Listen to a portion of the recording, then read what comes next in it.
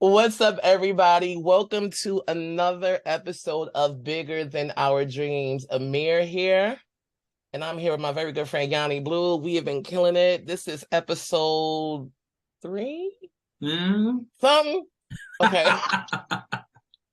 Been a long week. And today we have an extra special guest.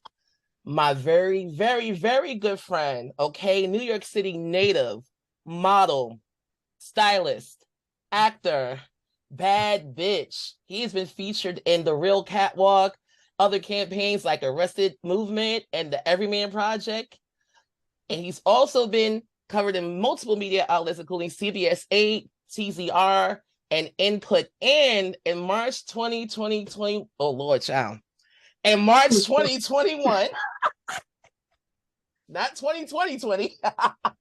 In March 2021, Tevin was the first plus-size man of color to be featured in a 3-page spread at GQ France, introducing my very good friend, Tevin Evans.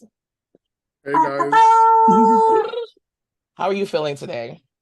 I'm feeling incredibly humbled. Like, as you were going through all of those accomplishments, it's humbling because to think of like where I started and where I am now and the accolades that I, have amassed these past few years, it's really humbling because it's things that I never dreamt of, but as they started to happen, my dreams began to expand.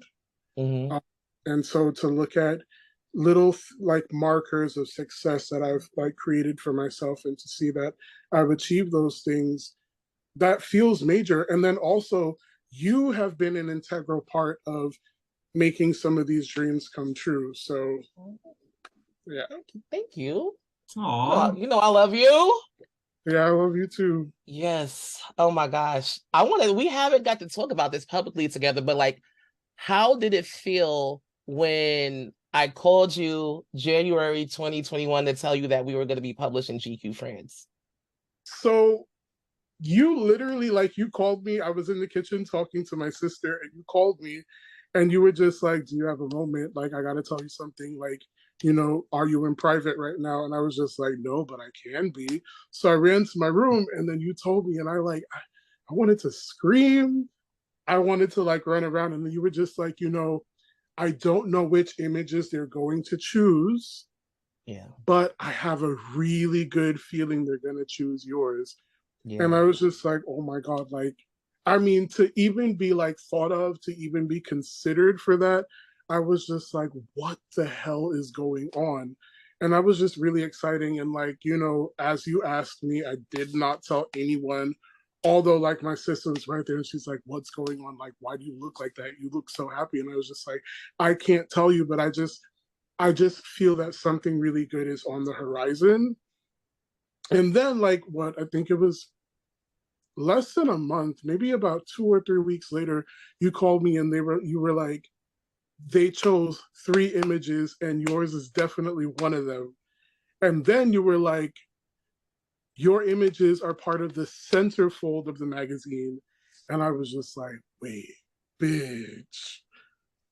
Like, that in itself, like, I like, okay, it was confirmed that it's gonna happen, but I still felt like I could not talk about it until like we got the tear sheets. And the day that we got the tear sheets, I sat at the edge of my bed and I was crying. I was looking at it and I was crying because it was just like, this is a reality. This is a magazine that when I was in high school, I would spend hours in my school library salivating over the pages of that magazine.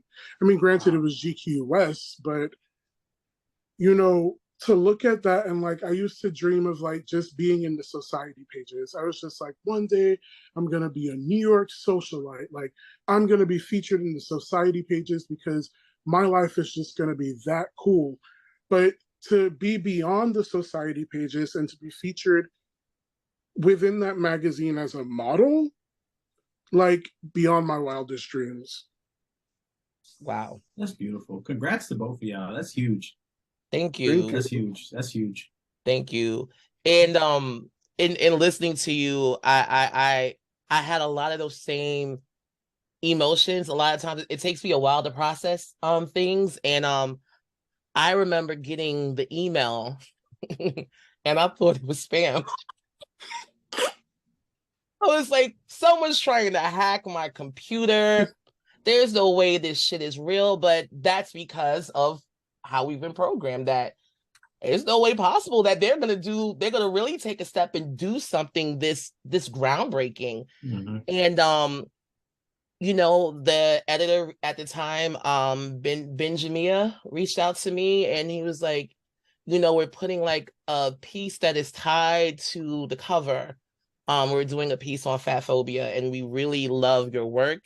And we saw these images on your Instagram and we would love to use these for a spread. And they were not really specific of how many images we're going to use. They just send us like a group of images that have a similar vibe to this. So I sent our shot, which a lot of people don't know. We shot that in 2019 for a prep campaign, which didn't even get really published because the pandemic ended up happening, you know, because we shot that in 2019. And then they were supposed to roll out that Pride campaign in 2020 in March, but they didn't want people to be going to the clinic to get prep in the middle of, you know, Corona that first few months. So they ended up scrapping the campaign. So we were just left with these images that were really beautifully shot. So sent that. And then I also shot a campaign back in 2018 for Grindr. And there were some images that did not get used. And I sent that out as well. And for that all to get published full circle in 2021 in a 3-page spread in GQ. And for me, I had a lot of those same ambitions that you mentioned, Tevin. Like, I remember being a photographer, very young photographer. Like, you know, I was like 20 with one of my first cameras. I was cutting class to shoot with models. And I knew that, yeah, I'm gonna be in GQ one day. Like, I knew it. I claimed it. I knew it would happen one day. And I would shoot a lot of things in that style when I first started shooting. Like, I would go to like I was at American Apparel, get all type of outfits and try to dress the models up. So it's like, in hearing your story, I hear a lot of parallels because like I knew I wanted to be in GQ, but I never thought I would be able to do it in this way, for us to do it together in a way that was so groundbreaking, to showcase like plus size men of color, like shirtless in GQ France, in the centerfold. And knowing that we were able to do that, we're a part of history. So that's we need to clap us. Yeah. We all had to. Congratulations again. Yes. GQ Yes. France. That's popping. Yes. That's popping. I love that. That was everything. How did you two connect initially? Through the EveryMan project. Okay. Tarik was doing a shoot. It was between myself, Adi. Who else? Who else was there? I know Javier was on. Javier was there. Yeah, he was there. He just ended up in the shoot. Yeah. We just threw him in there. Marquise was there. Marquise, yes. Yeah. So initially it was myself, Adi, and Marquise. Yes. And then Javier joined the shoot as well. Yes. And that was like my first time meeting you. Yeah. You had waffles on set. I didn't eat because I was still in the mentality of like, you know, I don't eat until I've wrapped the shoot. I kind of still do that. Really? But I'll munch on things. I won't like have an actual meal, but I'll munch on something just so I have like some sort of sustenance. But yeah, I did not eat those like waffles initially, but when I did eat them after, they were busted. I'm not gonna lie. I think that's lit. Waffles on set. I love that. Lamar was making them. Yes, it was Lamar was making waffles on set. Yeah, he bought his waffle iron. Like, That's so dope. Okay, so you guys met at a shoot, and then a couple years later in GQ. That's an incredible trajectory, and that's a true testament to community and to brotherhood. And for y'all to celebrate that together is huge. I think like I said, Tarik's played an integral part of, you know, where I am in my career right now. Mm-hmm. But I think even bigger than that, Tarik's been a friend and a confidant, and a guide to me in times of need.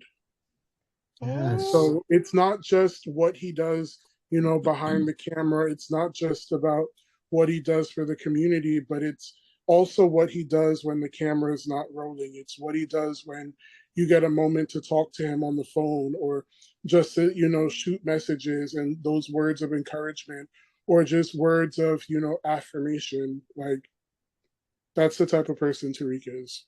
Come on. Come on. Tevin, Well, don't make me cry. we Don't be making starting me out. cry up We here. starting Oh off my God. heavy. We starting off heavy. We ain't even get into the nitty gritty yet. We starting off heavy. I love this. I love this. Yes. Well, let's get into an icebreaker, Johnny. I'm gonna let you. I I'm gonna got let you lead this icebreaker. All right. All right. I got us. I got us. So Tarik can go cry off camera. Yes. Tevin, we usually ask everybody a question, an icebreaker question based off their favorite artist. You said your favorite artist is John Legend. Yeah. So I wanted to know, since you are a model, are there any John Legend songs that get you pumped up for a shoot? Green Light. That song makes me feel really sexy. Um, Good Morning. It's kind of just like that, kind of like, it wakes you up in a way. Like, it, I wouldn't necessarily say I only listen to it in the morning, but it kind of just wakes up like this sense of confidence and, stuff in a really like smooth way. I know that when there's some people that don't look at John Legend and think of like, they don't think of him as being sexy and stuff like that. But I think John Legend Because is they ain't very seen that ass sexy. yet. I mean, Sorry. that part. That part. But I also think that there's a very like subtle sex appeal in his confidence, in his voice, in the way that he just sings. When you hear him sing about things that are a little more sensual. No, I feel it though. I No, could go honestly, on and on. Legend has, like, when I think of John Legend, I think of like a really nice bedroom. I think about flowing curtains and sheets. So like I could see at like a nice photo shoot with like some pajama wear, just giving like TLC fantasy to some John Legend, some silk. Yeah.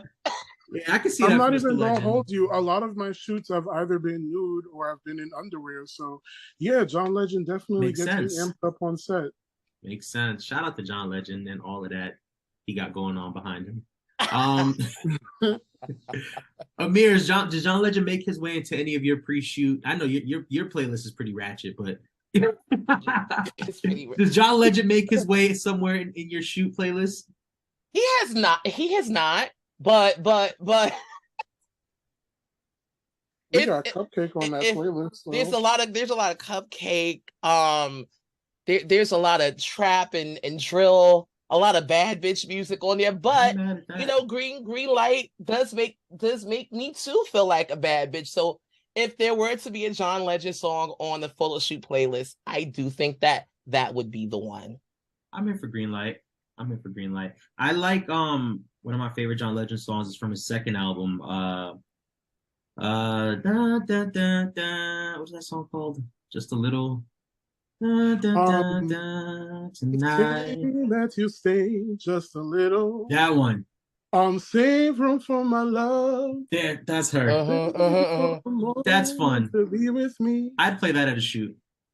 Yeah, I'd play that at a shoot. That song is so sweet. That's a sweet record. It gives like grown man, like if I'm modeling some grown man shit, if I'm modeling for GQ in a suit or some shit, I want to hear Save Room for My Love. I want to hear I'll Let Ordinary People Rock. I'll fuck with it. Okay. Ordinary People, that's like my go-to audition song. When someone's like, we want to hear you sing something that's not musical theater, I tend to go with Ordinary People. I think for me, I just enjoy singing it. I enjoy like what it kind of means, and maybe not everybody connects with it in that way, but I definitely connect with it in that way. And I feel those words. So I feel like I'm able to give like a good part of me when I perform it in an audition. That makes sense. And you said you're coming from like a musical theater background. John Legend has records that allow you to emote. So if you are used to really acting while you sing, it makes a lot of sense to lean into somebody like a John Legend. So I can see that. Yeah. Like that album Darkness and Light. Like what? That was a good album. It was so good. I'm gonna need to dive into his catalog because it sounds like I'm missing out. Yeah. I only know the first two Darkness albums. and Light, Love in the Future, Bigger Love, like all of that stuff. Like it's all Bigger good. Love was about his ass. Look, I'll tell you this much. I met that man in person, Lord. and he does not disappoint, okay? He is nice, he is friendly, and he is fine as fuck. Is he a short king? I feel like he bites eyes. Well, he was sitting down, so I couldn't really tell. Like, he didn't look that short because I was also sitting down. We love short kings, by the way. We do. So, that sounded sus. I was just curious. I was just trying to get the full package together. Like, so like 5, 6. Okay, I'm being a perv. He seems like he might be around my height, maybe a little taller, because I'm 5'7". Okay. All right. Shout out to the short kings. Shout out to John Legend. Shout out to all the short kings and short legends. All right, let me get out of my pervy bag. By the way, if you're watching this on YouTube, this is our RIIIPT. That's my hand. That's Amir's hand. I don't know where that flower came from, but you can purchase this on yanniblue.com or amirstayfly.com. Blue. We love a good product placement. You know, merch. Come on, merch. The merch look good on you, friend. The merch is merchant. It's giving. It's giving. Thank you. All right, let's jump right into it. Let's get a little deep dive going, Tevin. Obviously, you share a lot in common with us, being a plus size man of color, being an artist, being in the entertainment industry, and me and Tarik have only known each other for a little under a year now. A year, but actually collaborating and stuff for the last couple of months, and we've been really connecting over our shared experience as plus size men of color navigating this industry and just unpacking a lot of the shit that we've encountered over the years that maybe made us shrink or step back from our dreams in a way that we shouldn't have. So curious to tap in with you and find out on your journey, when you began, what was it like for you, trying to navigate the industry as a plus size model? How did you push back against people telling you were too big for it? I think a lot of it came from my mom. Feeling that, like, taking off your clothes and modeling nude is pornography, not understanding that there's art behind it and nothing in these images are sexual. And even if I wanted to do something that was sexual of nature, A, I'm a grown man. B, people have sex. And I, for one, am someone who has sex. Yep, I said it. I have sex. I love sex. Same. And being able to be in front of a camera, nude, it's not something that's easy. You're actively choosing to bare your soul in front of a camera because there is nothing to hide behind, And for me, I think that that's how I found total confidence in being in front of a camera, because I was able to be vulnerable in that moment and to just strip away the things that made me nervous every time I would have a shoot and just really finally live in that. Mm-hmm. And so I don't think it was necessarily outside forces that were making me feel like I was too big for this or anything like that. I guess maybe in the lack of clothing sizes available to me on set and things like that, or available to me when I walk into a store, I felt like maybe that was the pushback that I was getting, that maybe I was a bit too big for this. But I always pushed past that because I've always been, I guess, idealistic in the way that I always felt like things can and should be better. And it starts with me. Absolutely. Did you decide to, when you say lack of clothing, was that a catalyst behind you deciding to pose primarily nude, or was that more of a personal choice? It was less of a personal choice and more of a thing of the projects that were being presented to me, and then also having a choice to make, right? There are certain photographers that, had I not posed nude, I probably never would have gotten the opportunity to work with them. But in working with them, the opportunities that came from that have outweighed that desire to just be fully clothed in a photo shoot. And I would say I don't regret that, because I'm very much proud of those images. One of those images ended up in an art gallery in London. You know, my image made it to London before I did. Wow. Look at that. Look at God. I could imagine. Look at God. I could imagine that first shoot that you did nude. Like, how did that feel? Did that feel freeing? Were you anxious? Like, what did that feel like? I was a little anxious on the way there. Like, I didn't even take the train. I took an Uber that day. Like, from Brooklyn to the city. It was lower Manhattan, like Tribeca, so it wasn't terrible. But I was just like, I feel so jittery. I don't want to get on the train, because I just need to like center myself. And then I got there and I spoke with the photographer, and he was great. And he informed me that like it was going to be closed set. Whatever music that I want to listen to, feel free to do so. Feel free to move however I want to. And this was with Arrested Movement. And he was just like what wakes your body up? And I was just like, right now, Rihanna's Anti album wakes me up. This is kind of like where I am in life right now and how I feel. And he was just like, okay. And we played that album, and I just, went through and did my thing. And he gave me the time and the space that I needed to move and dance and, feel myself. And by the end of it, like, you could see the progression in the images as I, like, let those walls down and just like really like found myself in it.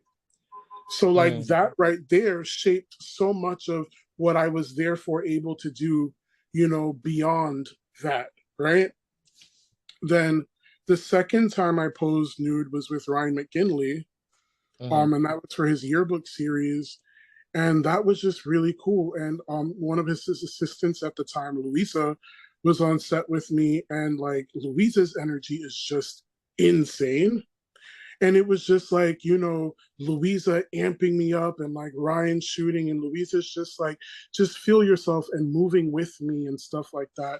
And it was just so cool. And that, of course, ended up being part of his yearbook series, and it ended up being in an art gallery. Wow. And I'm just like, wow, like who would have thought?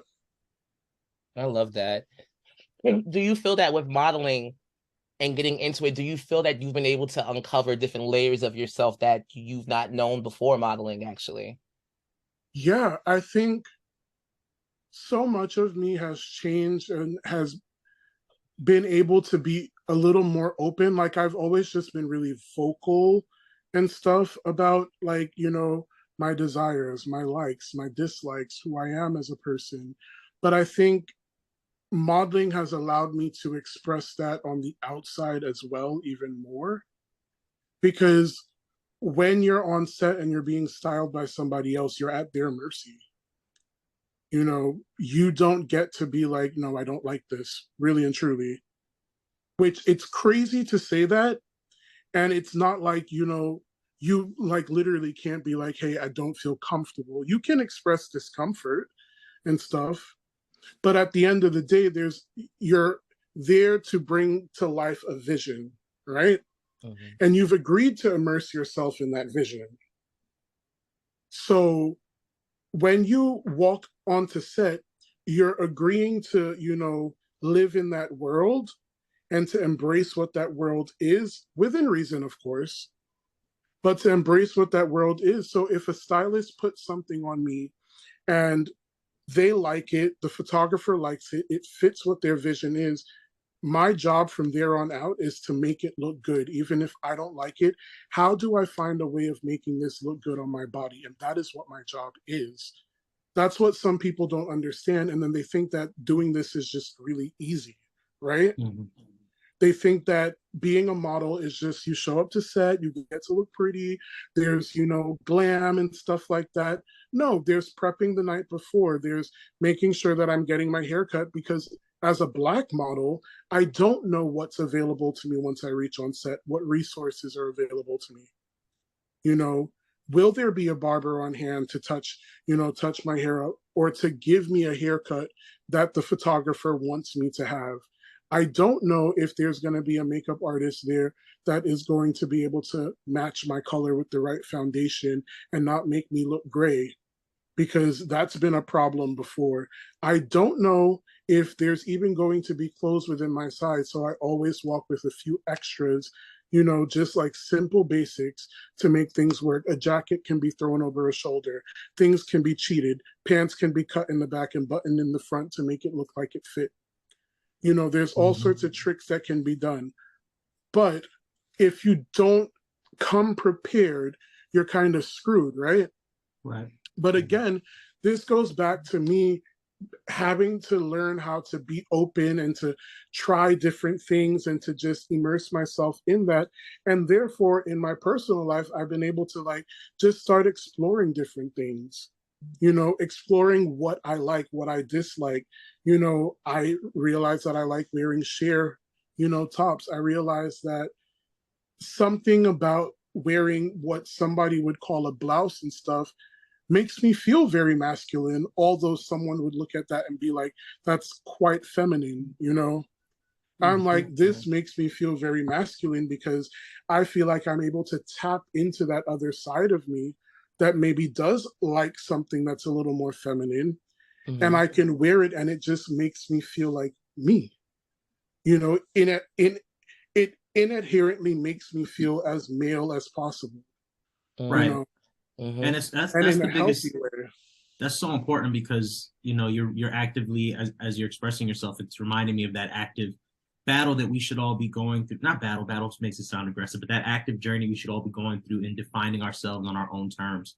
And I think a lot of people who aren't artists maybe don't get to do those journeys, because it's very easy to just adhere to what the world wants us to be. So it's beautiful to know that even in an industry that does give you a standard of how you should look, how you should act, how you should behave, you're actually combating against that to find your narrative and find your through line and find what makes you the most comfortable. So that's really dope. That is really dope. That is really dope. And I kind of wanted to add to what you said, like I love the mindset that you go into shoots as a model, because I fully relate to that, because like in collaboration in the creative process, like I opt to show up with no ego, so I could be as open as possible to where the vision is going. The double-edged sword of that, though, when it's a level of vulnerability and trust that you have to be able to, to be able to trust the creatives that you're working around. And unfortunately for us as plus size models, we're not always put in the best situations where we can really show up and be willing to be vulnerable and open, because like you mentioned, specifically now it's even more offensive when there are campaigns that are, the purpose of it is to be inclusive, is to be diverse, and to come on set and not be able to have something that actually fits you, or what's supposed to be like a pride campaign or inclusion campaign. Have you ever been in those situations before, and how did that feel? I most definitely have been in those situations before, and it feels like utter rubbish, to be very honest with you. I did something with MTV a while back, and it was called One Style Fits All, and the producers reached out to me because they were just like, we know you, we know that you're like into fashion and stuff and that you're into entertainment, and this could very well be a good thing for you, just for a little extra exposure. And it did give me exposure, which was cool. But if you look at the outfit that I was wearing, you could tell that I was totally like dialing it in. Did not like that shit. I would never have put that outfit together. That to me was like some of the laziest styling.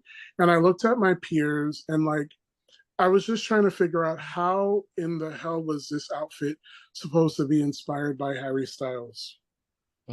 Like, why didn't you go looking to see if you could find a suit? Why didn't you go looking into seeing like how could you find a blouse and a cool pair of like skinny jeans or something?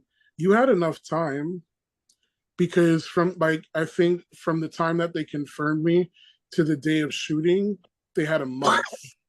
Wow. So you had ample time. I understand that you were shopping for all of the different like episodes that they were doing, and I think in total there were 8 episodes and 3 people per episode. So 8, 16, 24. So there were 24 people that needed to be shopped for.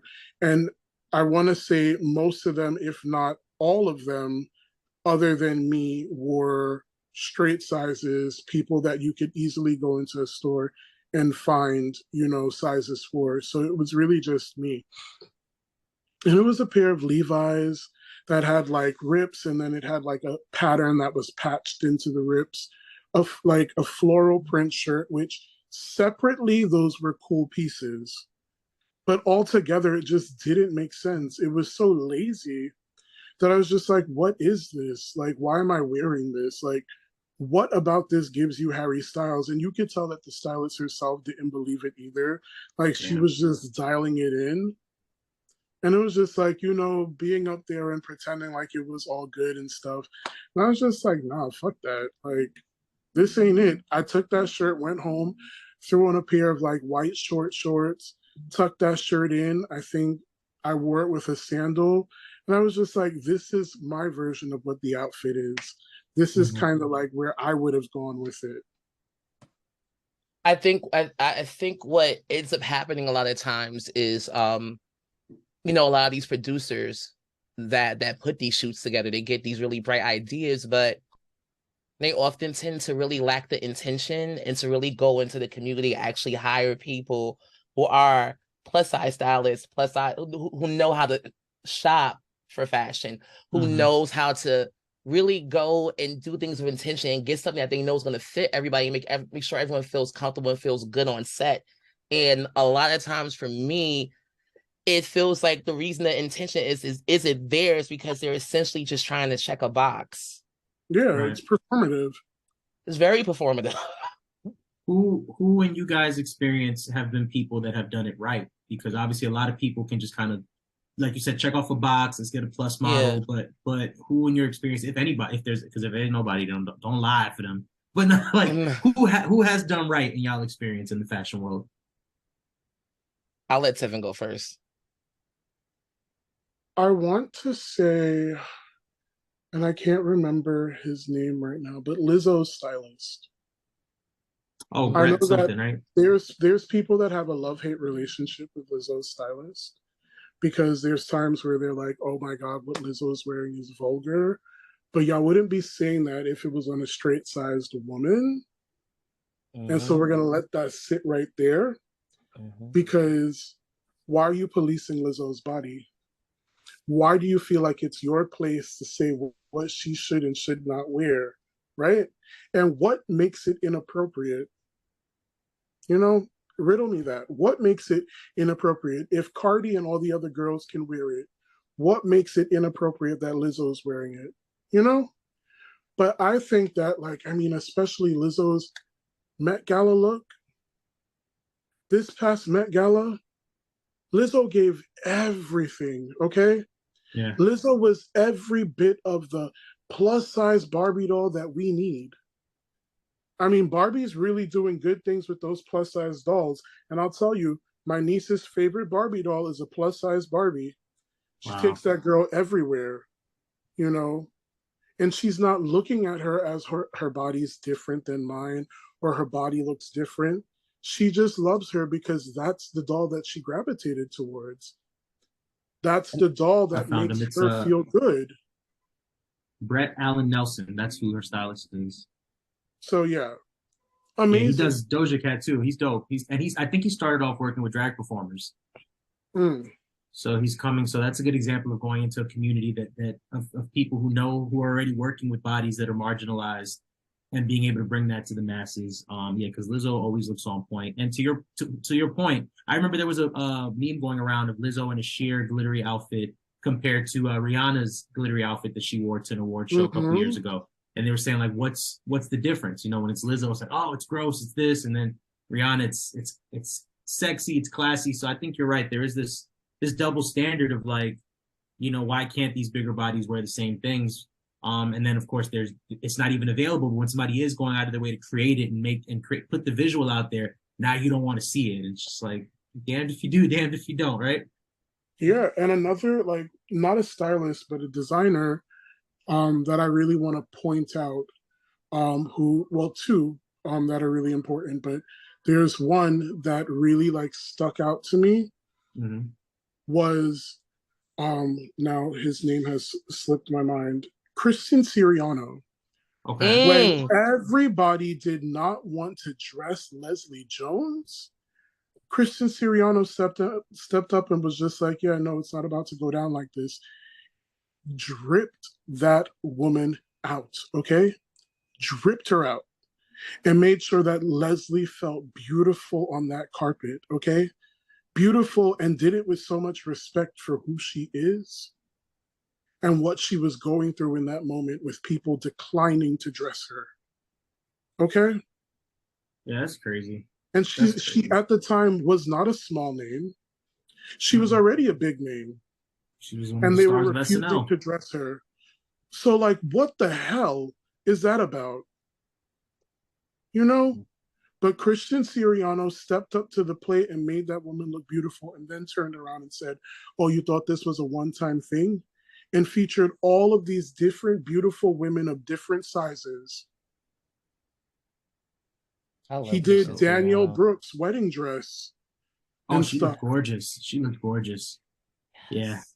you I know. saw that. So Okay. Yes. definitely have to give Christian his, his flowers for Absolutely. honoring plus size bodies in the most beautiful way, not compromising his design sensibility or anything like Mm-hmm. that because he's, dressing a bigger body. No, my design sensibility is what makes me perfect to dress you, because I am Mm-hmm. going to make you feel every bit of glamorous as you deserve to feel.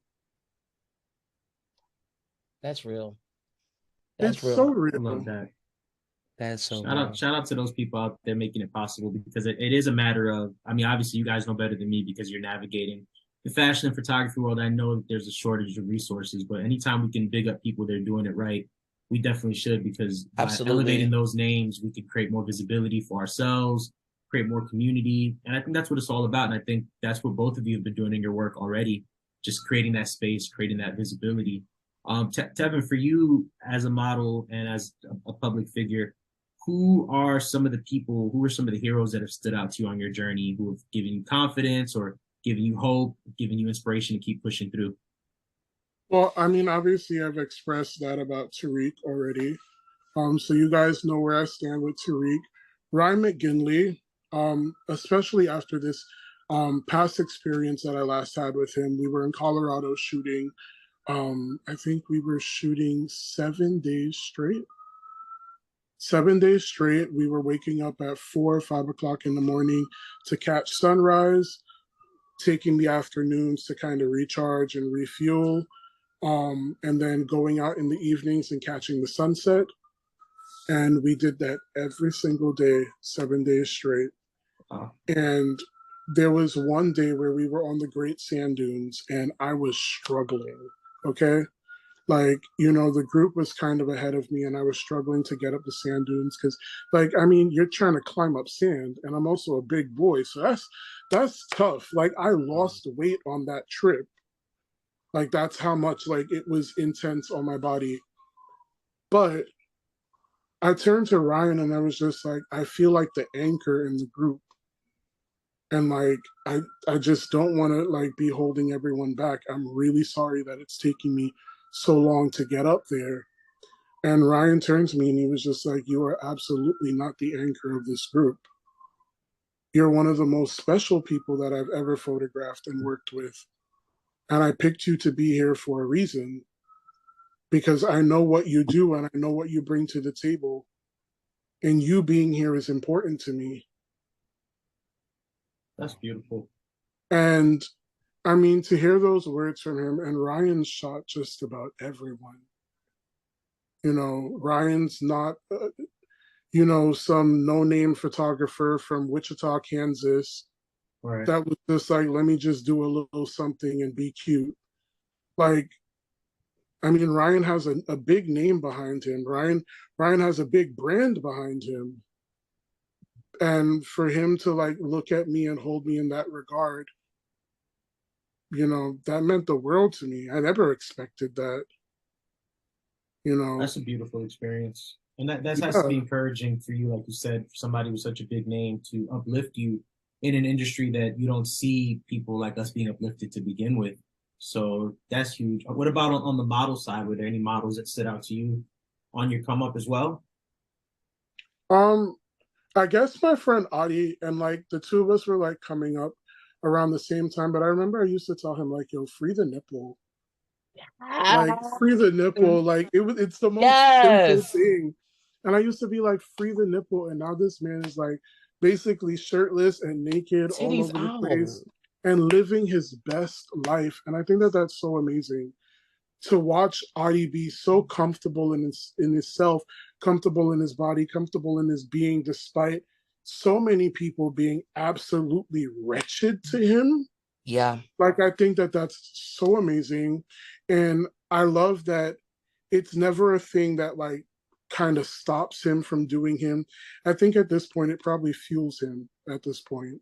It's like, come at me. Yeah. Like, what Yeah. y'all got for me today? Like, you know, I'm going to eat it like some chips To at to this add point. to add to that, what I admire about both you and Addie is you guys' resilience. You know what I mean? Because like we too get a lot of shit thrown at us Mm-hmm. on a daily basis for just existing within our bodies. And um to see both of y'all, you know, just really continue to just push forward and just continue to challenge these industry ideals and be present and to show up, and not only to show up for yourselves the way that you guys have shown up for the community. You know what I mean? Because there are a lot of people in this space who, you know, their approach is more from a self-serving aspect. And from my experience of seeing you guys both come up, because we all kind of came up around the same time. Because when I first looked up plus size male models, body positivity, I saw you, Addie, and Marquise on Google, and that was literally it. So, just to see our growth, it's just been a pleasure to watch, and just to see how consistent you've been as a model, to see you grow as a model, and to continue to get better and better and better. It's been really beautiful to watch, and considering all of the adversity that we've been against, you know, even on you know, these social media platforms that are meant for, you know, exchange of ideas and free expression, and like, you know, freeing the nipple can get you pulled off of Instagram. You know what Yeah. I It mean? sure You know, can. with, you know, and you saw what they did to Addie a few years ago, and they took down his platform, and that was extremely fucked up. And you know, for that to happen, but still the abuse that we get on these platforms, that's still allowed to exist. Yeah. Mm-hmm. And Where I also want to point out, too, the really sad part about it as well is sometimes that like hate, that disdain comes from people that say that they're within the community. mm, Yeah.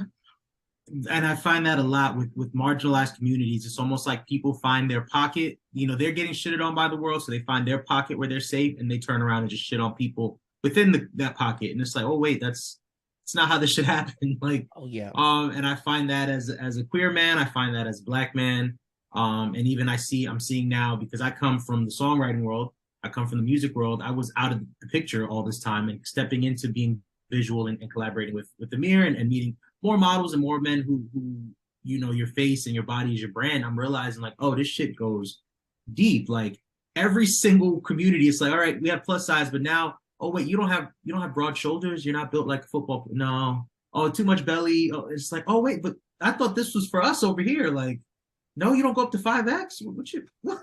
Like, so I think that's crazy, and that's actually I want to ask you about the Winston Duke cover, if we can, real quick, the Esquire cover. I know you, I know you had some discourse on Twitter. Shout out to Winston Duke, by the way, star of Black Panther: Wakanda Forever. He's not a model per se; he's an actor, but he's having a nice moment in fashion, and Shout out to him. Did a beautiful cover, and another influencer plus model decided to celebrate that as a win for plus size men. And I know you pushed back a little bit and just saying that you and a few other people were saying like, hey, maybe we shouldn't take this as an overall win, overarching win, because it's still sort of reinforcing this idea that certain bodies are acceptable. Can you tell me a little bit more about what you meant in that moment and like what that exchange meant for you? So I want to start first and foremost. I'm never gonna publicly attack another Black man on social media. Um, It didn't read like that either. if we need to have a discussion about something and it gets a little heated, we will discuss this in private, because I think that our affairs are meant for us and they're not meant for the white man's ears or gaze. Oh, Because I will not tolerate any non-Black person commenting, or non-person of color, or let me rephrase that, non-Black or Afro-Latino person commenting on our things, our Right. issues and stuff like that, because your experience is not the same as mine. Okay. Right. So you're coming from a place of not understanding. You're looking on, from the outside in on what's being said, and what's being said does not apply to you. So, we will talk in private about these things. Now, because somebody did say to me in private that they felt like, what I was saying was just kind of like, brushing him to the side and kind of gatekeeping what it means to be plus size. And that's not, the truth at all. Looking at Winston Duke, this man is amazing. He's hot. Like, that is undeniable. Winston Duke is dreamy. When they say tall, dark, and handsome, that is Winston Duke. But when I look at Winston Duke, I don't see a plus size man. I see a football player. Are we calling football players plus size now? Because to me, football players look like the epitome of health, right? Right. These guys are fit. They're, running laps. They're doing all sorts of stuff. They're athletic. My entire life, I've been told that that's what it means to be healthy, right? That's what it means to be fit. And my body is, looked at and ostracized and picked apart, and that body is celebrated, right? Mm-hmm. And that body has things that are made for them that are easily accessible. And when you think about plus size or extended sizes, that is not the body type that, really needs to benefit from that.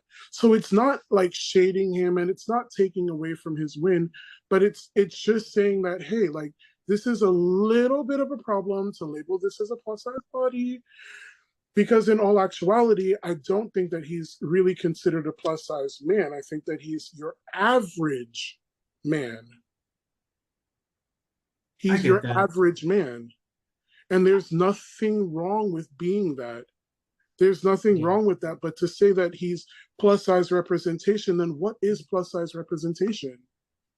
And that's really what I took away from your comment, because I thought, I didn't take it as you being upset or anything. I saw an opportunity to cast a spotlight, which I think is always important, because we can acknowledge a win, because it is a win. He's 6'5", he's 2 something. I'm sure it's hard for him to find clothes still. And he's rich. He's doing really well right now. And I'm sure from him having this fashion moment and these designers forced to make bigger things to fit him, it can create a domino effect, which is beautiful. What I took from your point was just to remember that, there are different, like you said, there are different types of bodies. And while we're celebrating this one, let's remember that there's a wider range, and it can't just be like, well, we won because he won. And especially when the influencer that was celebrating him aesthetically was very similar. And like, to your point again, it is a body type that's more celebrated, because society's shallow. And if you're a football player, you're a star because you're making somebody money. And if you're an attractive football player, you're even more of a star. So I get that point of like, oh, it's a little bit easier for him. He's rich, he's attractive, he's big, he's considered fit. So that's kind of what I took from you. And I think what I really loved about the interaction, or the interaction inspired for me, was just like, how do we create more active representation? How do we make sure that, like, the next time we're considering it a win, for a plus size man on a major cover, it's not another football player looking man. It's not another, you know, how do we create that? I think we have to be louder. I think we have to be louder and take up space, because this same shit's been going on for the past 5 years. And what I will say, because I don't want to take anything away from Winston Duke, so this is how I want to package my response. Do I think it's great that Winston Duke is on the cover? He looks beautiful and he's killing it. Absolutely. Do I think it's great that he's being celebrated? Absolutely. Do I think this is a win for the plus size community? No. I don't, because there is nothing about his appearance that challenges the status quo of the plus body types that we've been highlighting in specific for the past 5 years, since the discussion around body positivity has been kind of censoring men for the past few years. That's fair. And that's my response on that. No, that's fair. I think that is fair, especially, again, since you've been in the trenches. Like, I know that you have been actively combating against it. So I can understand for sure. Like with any industry, they're going to let through what is the most aesthetically pleasing, because we're all still subject to somebody's gaze, right? So it's Absolutely. Like if they don't find you attractive, they're not going to push you through. If they don't find your body aesthetically pleasing. I'll say this too. I was reached out to by a casting director that I'd previously worked with about doing a magazine. I think it was Vogue China or something like that, but they were doing a Marilyn Monroe inspired shoot. And obviously, like, the iconic gentlemen prefer blonde scene where Marilyn is surrounded by guys and they're all suited up and stuff. They wanted to take that and flip it on its head and use plus size representation, right? Mm-hmm. So, you know, she asked me if I knew any other people that I thought would be good for the project. Of course, I suggested a few of my other, you know, plus size model friends, because of course I'm always going to plug my friends in wherever I can. People that I think that would be great for that, you know, plug them in. Even if I don't get it, I want to see one of my friends win, you know. And then, you know, she informed me that I didn't get it. They weren't, you know, really, you know, feeling my look and stuff. Okay, that's fine, right? That happens. But then when I turn around and find out that you know, that same Winston Duke type body type was essentially all that they use as their plus size representation for that, and it also included someone that I also know, and I just had to take a step back and look at that like, wait, what? Yeah. So you guys just used a bunch of easily palatable bodies that could literally be just anyone, and we're like, this is our plus size representation. Hashtag body diversity. We did that. That is something that we see a lot in a lot of these current campaigns. It's a lot of the activism that I've been seeing a lot. It's really, I want to say it's really empathy veiled in like ego and marketing, essentially. And that's something that we see a lot of. And I think for me, you know, I think our approach, you know, you and I, Tevin, like, we're like really solution-based people. So it's like, for me, my solution to that is to continue to push back, continue to be louder. You know what I mean? I think being loud is what's gotten us to the space where we're having these discussions. And it's even more important now to not get comfortable, because the industry is, quote unquote, throwing us a bone here and there. And it's not enough. Like, I don't need you to accept me. Like, I know who the fuck I am. I need to be represented. That's what it's about. You know what I mean? And, you know, I think the most important thing to do is to take up space. And I want to kind of turn this question back to you, Tevin. What are ways that you take up space now? I take up space by posting what I want on Instagram at this point. You know, you're going to get this content whether you like it or not. And I'm not posting it for you, I'm posting it for me. I feel good today. I look good today. You're going to get it. I just did my hair and got my hair cut and stuff. You going to get that. You know, I plan on, you know, doing a little self shoot, setting up my tripod and stuff and shooting myself, you know, black and white. I don't know how else I want to do it, but just to, you know, continue showing off my new look because I feel so good. Yeah. And I feel so happy in the way that I look and happy in the way that I feel. I feel a joy, you know. And That's so the I cheat want to code. share that because you know what? I deserve to be joyful in myself. I deserve to be Absolutely. joyful in my appearance. And you know what? I also realize that in sharing that joy, sometimes it reaches someone that's lacking that for themselves and helps them to find that. Yeah. Mm-hmm. So knowing that my joy can help trigger something in somebody else, that's just a bonus in doing this. You That's know, really what it's about. That's what it's about because I think we're also I'm realizing as I'm navigating and getting to know different spaces that if people don't see it, they don't know it exists. You know, and a lot of people aren't very complex. There's no shade to society, but the truth is people are force fed, you know. So if they're not seeing you being joyful, you feeling beautiful, you feeling attractive, they're not gonna know what that looks like. You know, I mean, I've gone through a similar journey with releasing music where I started and I was like, well, don't nobody want to see me singing these songs. So all my covers, I blurred my face and I, you know, was out of the picture. And then when I started posting covers with myself, I was like, oh, people do want to see you. People do, they don't know what you look like until they see you. And they're like, we want more of this. Like, you know, and even if they don't, like you said, again, it's for you. Because when yeah. you wear that confidence, that shit shines through and it reaches places that you wouldn't believe. And that's why it's important to even, like I said earlier, like just spotlighting the people that are getting it right, because it can very easily just seem like a campaign of like, well, I'm not getting what I want, so it's not fair. And that's true. And it sucks. And a lot of times people kind of give up there, but it's the people that push through. And especially when we create these kind of communities where it's like, now you don't have to push through by yourself. Let's really huddle together. Like, you know, you guys had each other and were able to celebrate that GQ win together. Like, it means so much more than, and I'm sure you would have celebrated no matter what, but to celebrate with another queer man, plus size man of color, and not with a white man or somebody who doesn't understand the journey to get there, that's so much bigger, you know? And I told Amir this the other day. I was saying, you know, I've worked with so many different types of people, and they've all been incredible. But I've always felt like the odd man out. So for me to win in this next phase of my life with men that are similar to me is going to mean so much more because I want to be on the Grammy stage with a bunch of queer men of color, you know, really celebrating our journeys and feeling like, damn, this is rooted in something that we've created, something that, you know, it kind of completes the journey in a beautiful way. It's So rooted in love.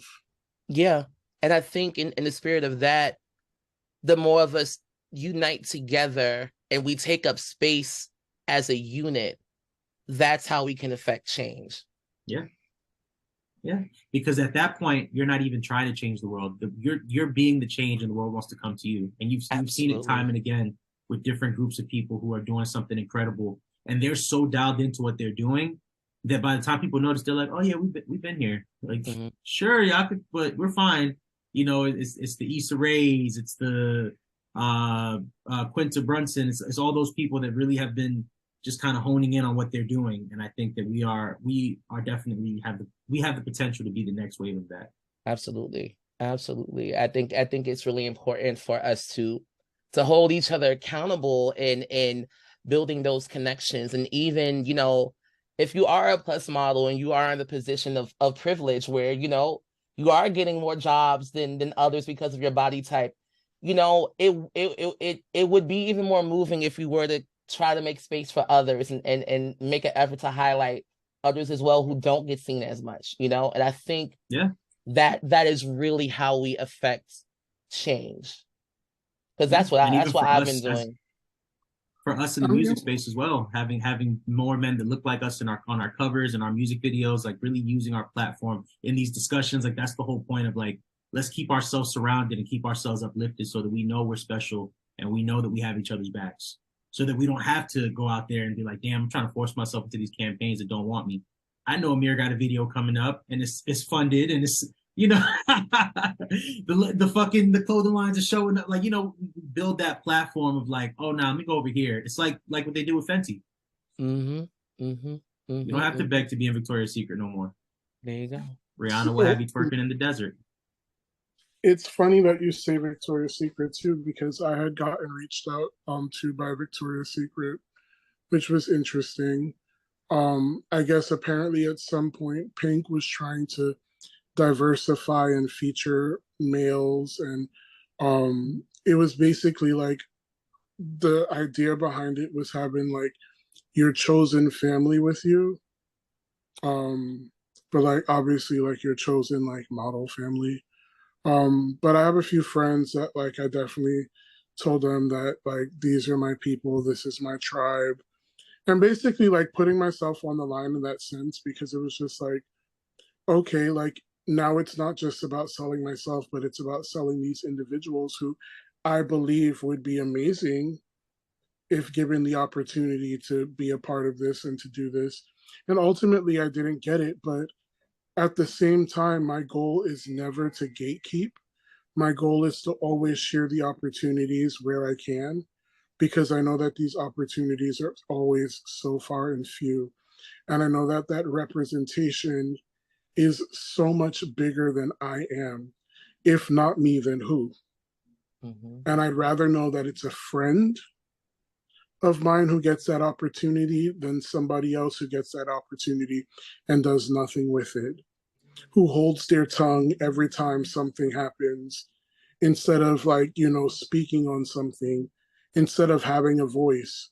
We live in a day and age where as models we do have a voice. You know, brands are looking to see if we have a platform, Mm-hmm.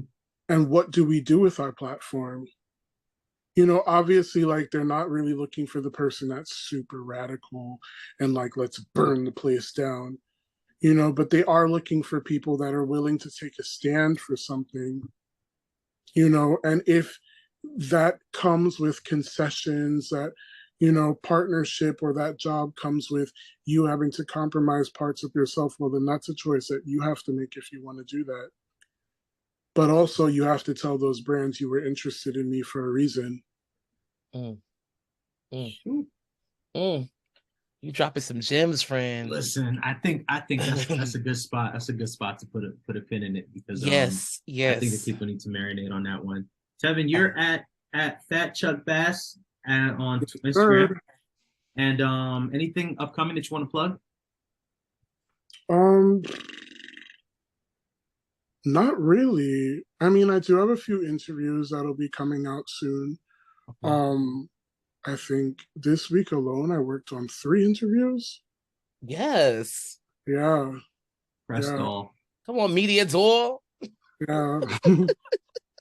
Like it's just been like email after email, and then like my email's just been a little overwhelming as of lately because it's just like different things happening. But yeah, that's kind of a thing. I've been partnered up with this brand called Maria Black, who makes amazing jewelry. So if you see like this necklace, my earrings, and stuff, so I've been wearing a lot of their stuff just Yes. because I genuinely love what it is that they create.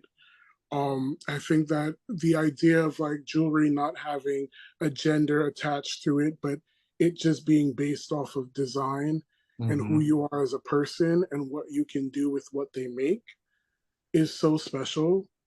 And so they're going to be sending me some new pieces, and I'm so excited to like shoot when they come, because like I picked out some really like beautiful stuff. So like obviously like my gears are like grinding. I'm like, what am I gonna do with this? How am I gonna like present this and stuff? And obviously like keeping in line with what their aesthetic is, so I can show Mm-hmm. it off in the best way possible. So that's really exciting for me. Um, because it's obviously like it's just another opportunity for me to, you know, flex my skills. You know, obviously it's not having a professional photographer take them for me. I am self shooting those images, but you know, again, it's like an opportunity to be in front of the camera and to see what I can create next. Right. I Well, love we're that. excited. I'm excited to see that. I'm excited for everything you have coming up, and I am very happy to have had this conversation with you today. I'm a fan. So when Amir said you were popping on, I was like, all right, it's gonna be fun. So Well, I'm we really definitely a appreciate fan of you. yours too. Thank you, thank I've you, been bumping your music these past couple of weeks. Like ever since Tarik put me on, I was just like, okay. thank you, Yes. thank you. We got some more stuff coming up. We are out of time, but I appreciate Yes. you so much for checking in.